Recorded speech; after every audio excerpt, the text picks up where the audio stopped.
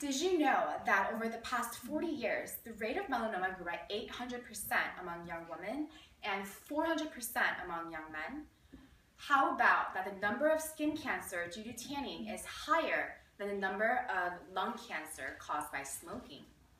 Hi, my name is Sarah, and today I'm going to be discussing with you the dangerous side effects of indoor tanning.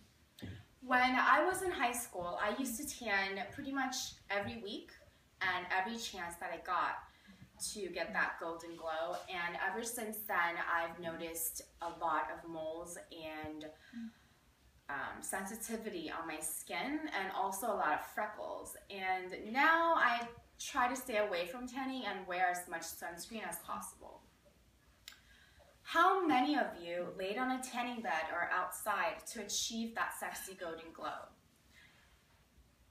Today, the Americans, especially the younger generation, are blind to the dangerous side effects and consequences that arise from indoor tanning. We must bring awareness to this alarming phenomenon by educating ourselves and the public on the dangers of indoor tanning and the importance of using broad-spectrum sunscreen. To cover those topics, we'll be talking about the decline of sunscreen use, the dangers of indoor tanning, the common myths, and how we can spread awareness. Today, tanning is extremely common. 35% of adults and 55% of college students have tanned. Sunscreen use is also becoming less and less as time goes on. The number of teens using sunscreen dropped nearly 12% in the last decade. Tanning is also in style.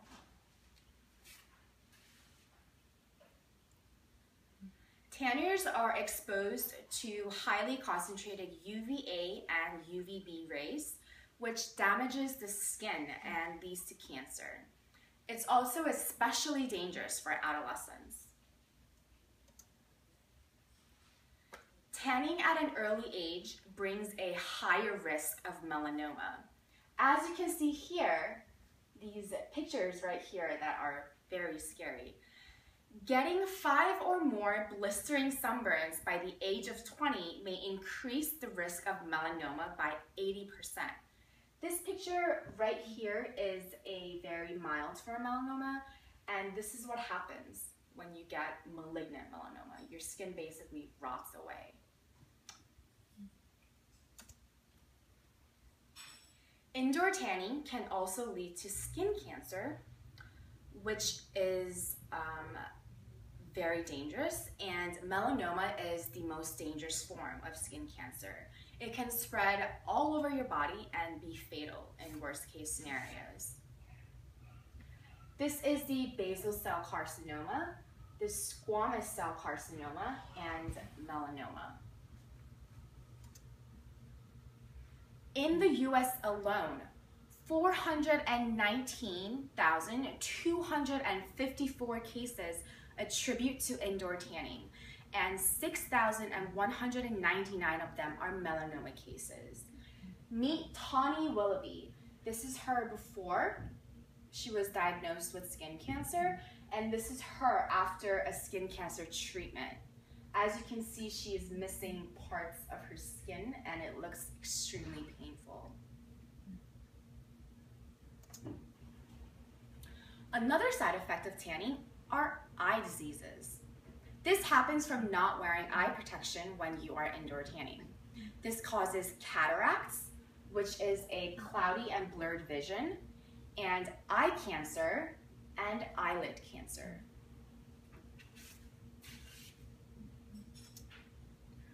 Premature skin aging is also an issue. It causes wrinkles, age spots, and changes in the skin texture.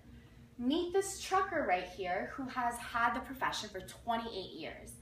He had one side of his face exposed to sun for 28 years, and as you can see, half of his face right here is much more wrinkled than the other side. And nobody wants to look young, I mean old, especially women. Now let's talk about the common myths.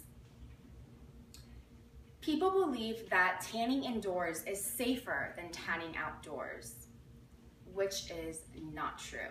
Indoor tanners are exposed to concentrated doses of UV radiation.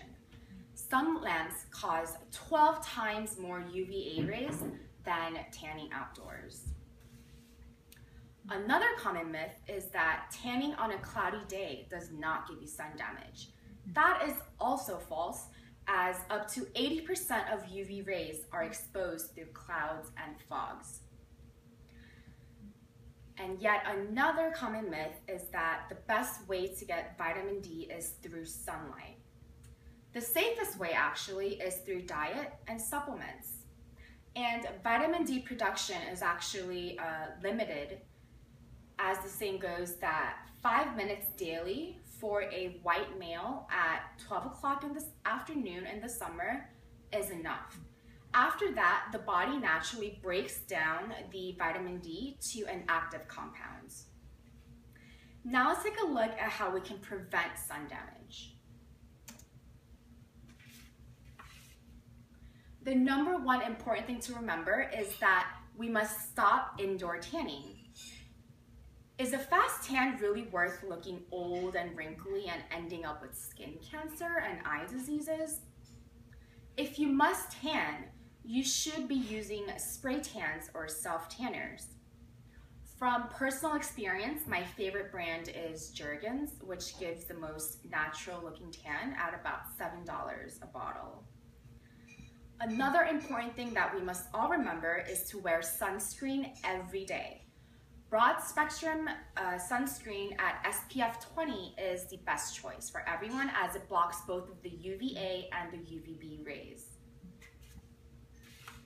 We should also tell our family and loved ones about the dangers of tanning and encourage the use of sunscreen.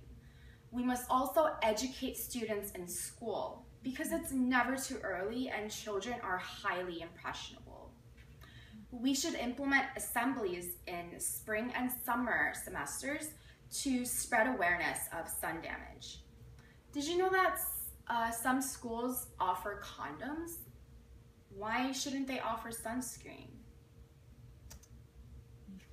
In conclusion, indoor tanning is not worth the consequences whatsoever, and we must always use sunscreen. We should educate ourselves and our loved ones. Do not compromise your health for beauty, and love the skin that you're in.